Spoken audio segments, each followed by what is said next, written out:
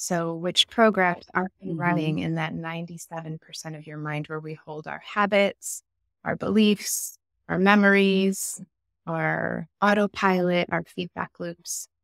So for all running programs, which programs are we running and how contracted or limited or self-sabotaging are they? And for most people, they're pretty contracted, just based on what we are taught through society, parenting, peers, media. And so we'll try to talk ourselves into something with the conscious mind that is maybe responsible for 3 to 5% of how we create life.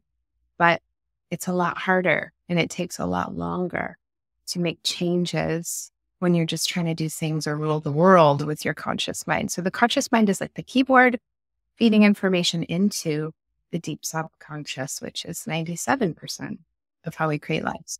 I love that. And you're so right. I mean, I completely agree with the programming. And like you, it is a little bit like squeamish to think of compare ourselves to computers. But what's amazing when we start thinking about the subconscious mind to me is that there are things that we just take for granted that we think is just how things are or how life works or what reality is like because that subconscious programming is so sneaky and it's such a part of who we are that we can just take it for granted that we think that's how it is. So we can be telling ourselves these self-sabotage was the example that you gave, but that we can be telling ourselves this story for years and years about who we are or who other people are or how the world works. And we don't even maybe see it as a belief system. We just think it's what it is or that it's just fact or whatever.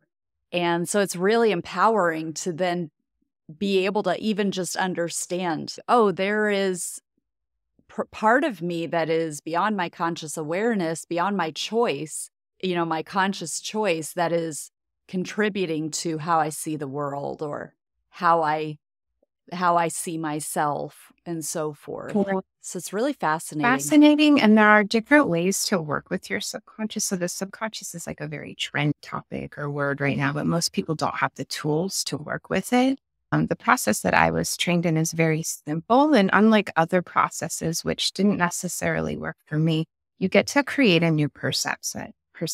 So just to your point, it's like, what lens are you seeing life from? What is your experience? And in this kind of work, we can create a different belief so that we have a different perception and a different experience.